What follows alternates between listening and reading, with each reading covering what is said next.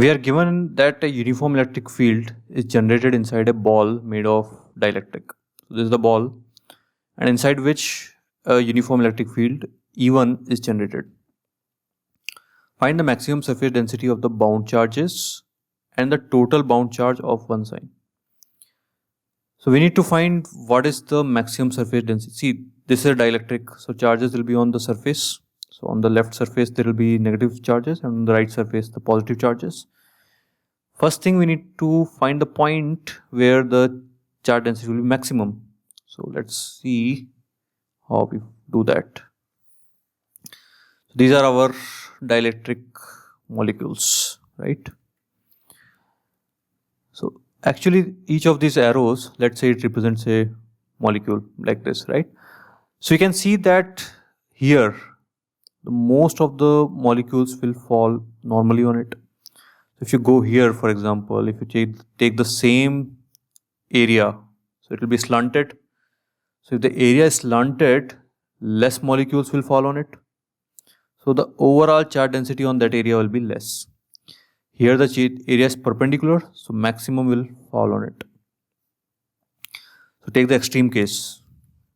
Take the element here, the same element. Let me just rotate this. Okay. Now you see probably 1, 2 and 3 will fall, right? Whereas here 1, 2, 3, 4, 5. It's just a qualitative way you can understand why the charge density is going to be maximum here. So anyway, let's say it is sigma naught. So maximum surface charge density will be at the end of the ball in the direction of E1, as maximum polarized molecules will fall on it. So on this, we need to find what is the value of sigma naught if E1 is given. E2 is not given, only E1 is given. So our approach here is, whenever we have a boundary of a dielectric and they are asking about the surface charge density, then we know that the electric field just inside the dielectric and just outside the dielectric, the change is because of this surface charge density only, right? So we'll get one relation from there, that the difference between these two fields is because of this surface charge. And second, we know that if we have an electric field, continuous electric field, so if we just cross the electric field, then the electric field increases by amount of epsilon, and we are given epsilon in the question. So if the inside field is E1, then outside field becomes epsilon times E1. So we'll write that also, but just understand from where we are getting two relations. So first relation is the difference, right? E2 minus E1, which is because of sigma naught. And second is the ratio of E2 by E1. So first is difference, second is ratio.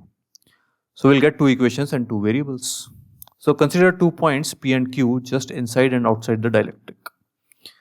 Only difference in the fields at these 2 points is due to the surface charge between them, right? Because everything else is same for both the points.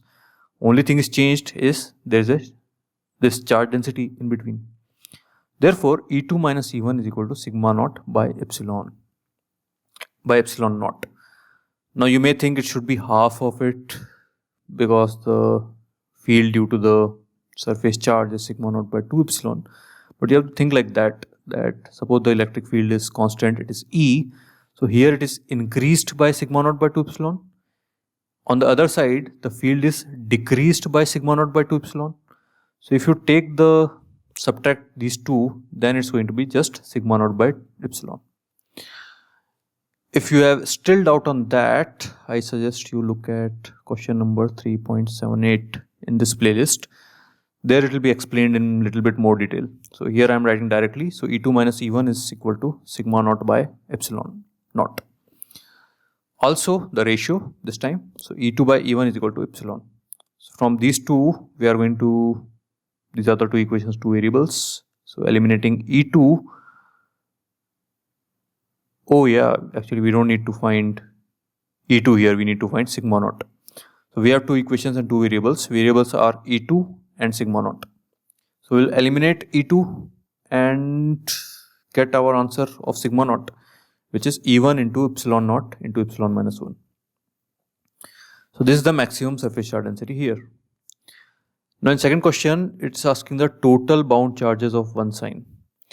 So now you can directly see here that all the molecules are polarized like this, right? So here the charge density is sigma naught.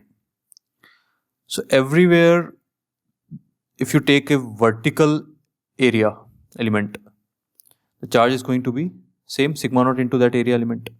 So if you take the hemisphere, if you take this area of the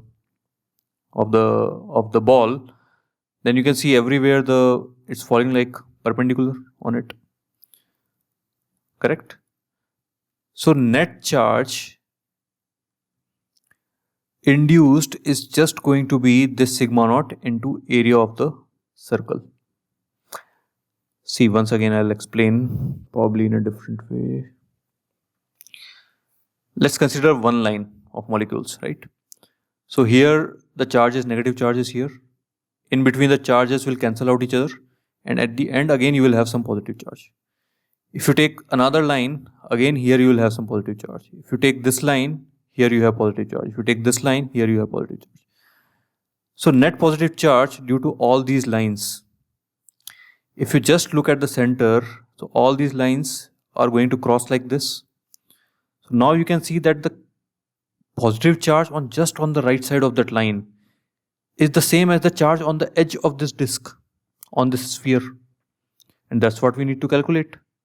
So the total charge on the edge of this sphere, on the outer surface, is same as that that crossing the circle.